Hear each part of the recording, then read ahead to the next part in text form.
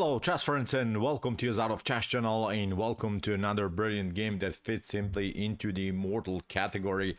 Welcome to a crazy game played by two top engines, Eagle and Stockfish 17 in a crazy King's Indian defense. And we haven't covered now King's Indian defense for a while. The King's Indian defense, as I've mentioned many times here on my YouTube chess channel, is really one of my favorite responses against the d4. It's a really tactical opening, and this game is really one of the most tactical King's Indians that I've seen in my life. Put your seatbelts on. This is really an epic, really an immortal chess game played by the strongest chess engine in the world by Stockfish 17. So with white, the Eagle chess engine opened with move d4. We have knight to f6 by the fish, c4, g6, knight to c3, bishop to g7, knight to f3, d6, e4. We have reached now the standard variation of the King's Indian defense. So with the idea, of course, to somehow with the black pieces to break the center. White has a dominant central control, but later we're trying to break it with e5 or maybe with the move c5. So here castling so far by the fish, and now comes a very interesting line, the move h3. This move is preparing a normal build-up by white, where white is trying to play bishop to e3, queen to d2, bishop to e2, and then put more pressure on this side of the board, eventually going maybe for the dark bishop trade, and then trying to open up the h-file and deliver checkmate maybe with the rook and queen battery. The issue about this move is that the h3 already weakens the structure a little bit on the king side. So that's why Stockfish says, okay, I'll break the center with the move e5. D takes e5. Let's repeat a little bit here, some beginner's tactics of the King's Indian. If you take, it doesn't bring you so much. Even if you go for this pawn, then knight takes e4 solves any positional problem for black. Black should be much better in this position. This bishop becomes simply a monster, very hard to defend. Here the b2 pawn. So that's why here d5 instead of d takes e5 by Eagle. D5 gives, of course, here white a space advantage. So from a positional point of view, white is always a slight edge because of the advanced pawns in the center of the board. Stockfish continues now with the move knight to h5, which is simply the best move here because, as we mentioned, h3 is doing several things. H3 allows, of course, as we mentioned, white a normal development with bishop to e3 because there is always the threat of knight to g4. But now, after move h3, you have already weakened a little bit the structure. Now Stockfish hopes to get the f4 square after potential maybe knight to f4, bishop to f4, e takes f4. This bishop becomes again a powerful piece. So that's why Eagle prevents it with the move g3, not allow knight to f4. Stockfish continues now with the standard plan f5, and Stockfish is hoping here that Eagle will castle kingside. That's usually a position that the King's Indian defense player wants to allow white to castle kingside and then storm with the pawns on this side of the board, because we have to mention the coordination of black's pieces is a little bit better on the king side, especially because of also this pawn chain that is directing our attack to this side of the board.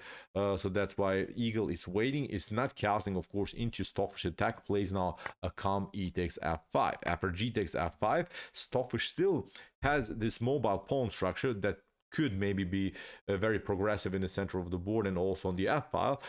But the downside about this line for a little bit is, of course, that you leave also spaces behind. You leave also spaces that white could attack in the later stage of the games. Here, knight to g5 immediately here by Eagle, continued the pressure and also hitting the loose knight on h5. Stockfish has to now play knight to f6, and now we have bishop to e3.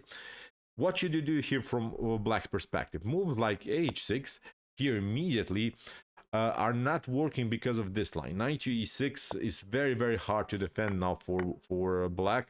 Even if you try maybe to play queen to e8, then after queen to b3, too many light square problems. I think why black could have in the continuation of the game. When the knight comes on d5, b7 is weak. You already gave up your light square bishop. This light square bishop could then come on c4 and put more pressure, or maybe even on d3.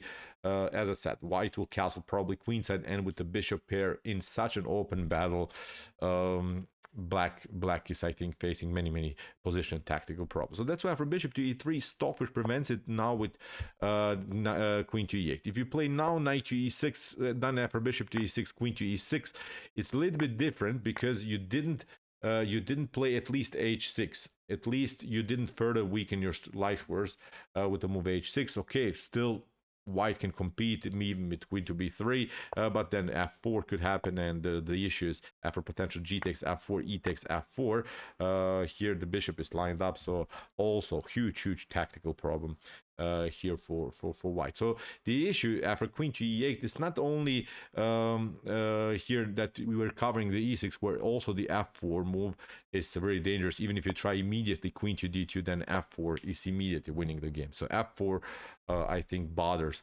now white in the continuation of the game. So that's why queen to e2 played by Eagle. Eagle is now competing on the e file. Now f4 of course doesn't make sense by black. Stockfish continues now with the calm h6, Eagle retreats, and now c6, trying to break simply the main advantage that white has in the continuation of the game. It's of course the space that was built on the d file. This progressive d5 pawn is causing of course here black and headache. So here after c6, queenside casting here by Eagle, and you see now there are many things that could happen here. The d-file attack is progressive. There is also an f-file attack for black.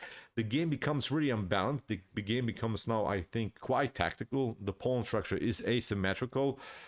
We still have many pieces on the board, so it could be really tactical feast here by these two top engines, and the real fun starts. So here c takes d5. We have c takes d5 also by Eagle. Stockfish continues now with bishop to d7, prepares now the move b5. Stockfish would love of course to attack the queen side. White is of course trying to attack the king side with maybe moves like g4 and similar stuff. We have now king to b1, knight to a6 with the idea to play knight to c7 and then push the pawn to b5. We have now knight to h4 with the continuation to play the move g4, and now Stockfish plays a brilliant and spectacular move, rook to c8.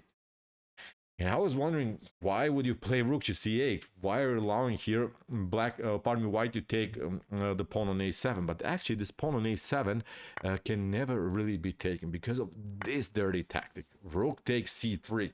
This is the way to go. This wasn't playing the game, but I want you to show you already how dangerous this position can become for both sides. Even if you try b takes c3, then this pawn is coming, and I'm not seeing good ways how you're going to defend this pawn on d5. Even if you try something like c4, then b6 could even trap the bishop here. If bishop to b6, then there are lines like queen to b8. Even if you try maybe to support further the attack on b6, then there is this problem: bishop to a4, you step back, then we try again the move queen to a8, attacking the bishop. But I think the main attacking goal in this position for black, and you'll see also in later stage of the game, is I think the move e4. For instance, in this position, e4 would be devastating, simply liberating this monster's bishop on g7, putting more pressure against white's king. So I'm showing you this line because this e4 move will be really a motif now till the end of the game. So as I said, rook to c8 is such a dirty here to play rook takes c3 and then later e4.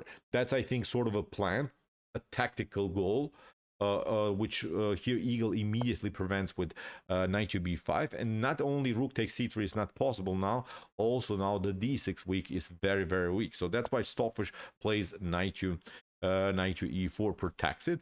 f3 so far is not possible because of also knight takes g3 with a fork against the queen and the rook. So that's why here Eagle play now rook to g1.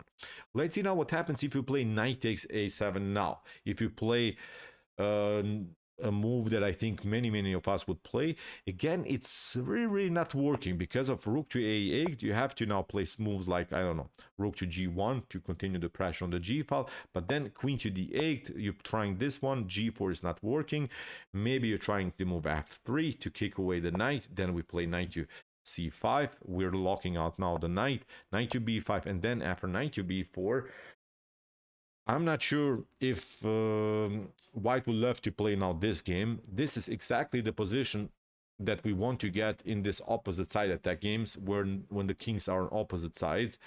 Usually you give up some pawns just in order to open files, and that's exactly what would happen in this line that, again, I'm pointing out wasn't playing the game. But again, I was really curious, can you really open pick up the pawn and allow here black to open up the file. Actually, it's not working. Even if you try bishop to c5, d takes c5, you're trying a3, then look at this one, as I said, e4. And you see also later e4 will come even in a better way, but e4 is such a dirty motif. Look at this. C takes b4, queen to a5 is coming, bishop is very, very dangerous here, and c file is going to be open, queen to a5, rook from f to c8.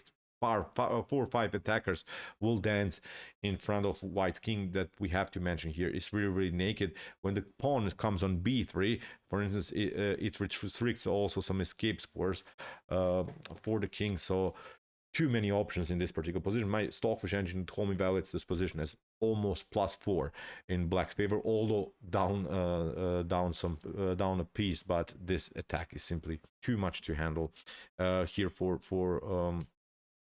white. So after knight to e4 that Stockfish played, Eagle continues now with rook to g1. Stockfish continues now with knight to b4. We have now finally this attack by black, g4. We have now f takes g4, h takes g4, queen to d8. Going now to this side of the board, Stockfish is hoping to shift the queen to the square a5 and continue the pressure against white's king. We have now g5. This is the way to go. H takes g5. Bishop to g5. Comes, of course, with an attack against the knight. The knight is now loose, so this move, bishop to g5, forces now knight takes g5, and it seems so that white lost simply a piece. But now comes also the dirty idea by Eagle, queen to h5. Great attacking move. The issue about this move is that you cannot step back with your knight. Knight to f7 is not working. It's already a completely losing game for black because of bishop to d3. Look at this pervert move by white. Again, this wasn't played in the game, but I wanted to show you how really this game can go in both directions. Bishop to d3 would be such a monstrous move because of knight takes d3. You have to take it, because if you don't take it, then there is this checkmate threat on h7. If you pick it up, then rook takes g7. The follow-up is really immortal here. King takes g7, and then queen to g6 check, and then knight to f5 with the threat of rook to h1 checkmate. Unstoppable. You can just prolong the game by sacrificing some pieces in between, but rook to h1 is unstoppable. So really mortal also sequence. So here after queen to h5, Stockfish has to be careful. Stockfish plays now a beautiful counterattack with rook takes f2, and rook takes f2 comes with the standard idea that we have discussed, e4, and then this one is hanging. So Stockfish prepares now this aggressive e4 move that could really let the position explode now till the end. Of course, Eagle has to now get his piece back with the rook takes g5, and now Stockfish continues now with queen to f6. Really great stuff with the idea to play e4 and then to deliver some checkmate. So that's why rook to g6 here played by Eagle, and now queen to f7. Great move here by the fish, which is not allowing some moves like rook takes g7 or something. Also, we have to notice the queen is a little bit paralyzed here to the defense of the rook, so you cannot really move the rook because you could lose the queen. Now comes knight takes d6. Really, look at this. This is such a crazy position. Everything is hanging. We have a fork here. There are some tactics here. Knight to f5 could be possible. Some h file attacks. Rook takes b2 in some lines. So very complicated game. After knight to d6, Stockfish found now very spectacular move, and you can guess it. It's now the crazy e4. This is the way to go. This is the move that Stockfish has been waiting for to bring finally this monster into the game. The issue is now you cannot play pardon me. You cannot play knight takes f7 because of this one. Rook takes b2, you try maybe, I don't know, king to a1, and then knight to c2 is a brilliant checkmate. Even if you step back maybe here with king to a1, then knight to c2, again a new check, king to b1, and then knight to a3. If you pick up here the pawn with b takes a3, then this one is coming, and then after rook to b6, look at this. This game is really crazy.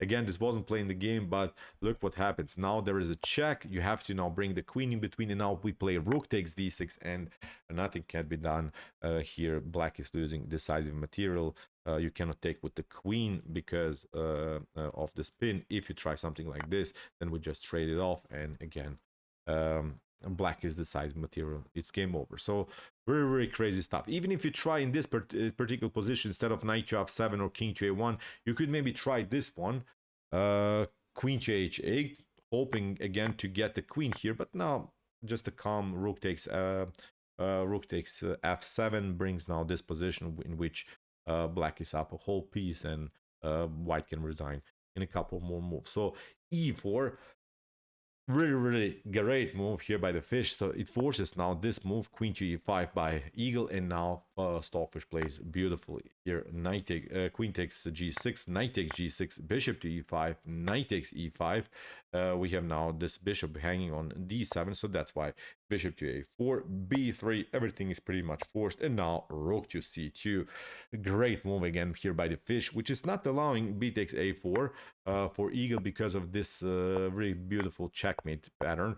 You're delivering some checks, you bring now this knight also into the game, but now when we play rook to b3, there's no good defense against rook to a2 checkmate. So you can just you cannot do anything. There are many pieces basically that are around white's king, but they're not covering the right square. So here, after rook to c2 that Stockfish played, we have now knight to c4 by eagle, and Stockfish continues now with the calm bishop to d2. Stockfish is up the exchange, has now a good attacking chances. We have now knight takes e4, and now another brilliant move here by the fish, bishop to f5. Giving up here even the rook on f2. In the game, bishop to d3 was played by eagle, but even if you try knight takes f2, then there is this one, of course. Rook takes f2 comes with a check. You have to now bring the king here, and then rook takes a2.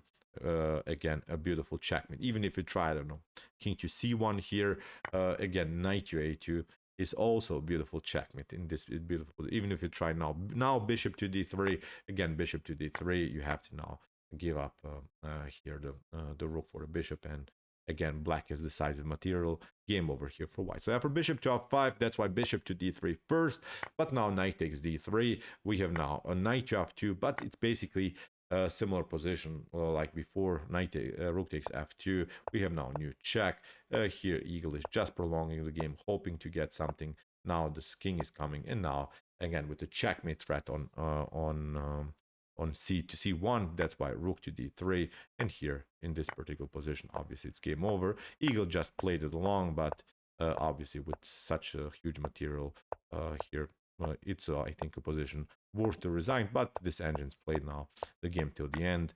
We just move this a little bit faster. Here Stockfish gets the king closer, deliver the check, and now after rook to b1, it was finally game over here for eagle. So incredible, immortal, really crazy, spectacular game by Stockfish 17, which gives me hope because I'm a King's Indian player and I lose many games. I have to say it. I lose many games in the King's Indian defense, and then I stop to play it because I think it's bad. I still think that the King's Indian is so unexplored that we should try it out, at least sometimes try it out in your life, because it has so many beautiful motifs, so many beautiful ideas. Maybe in some blitz bullet games you can try it out. Maybe it's something for you. In top GM level, you see it's not still played because of this too many tactical possibilities, but I think it's a really, really great opening, and I think we have seen again an immortal King's Indian perform here by Stockfish 17. So okay, I hope that you enjoyed this game. I really enjoyed it a lot. If you want to see some other crazy spectacular chess games like this, check out our commented chess games played by computer series. Here's the link to the playlist, and if you like this content, hit the subscribe button. See you soon with some more videos, and what do we say in the end? Chess is the best, of course.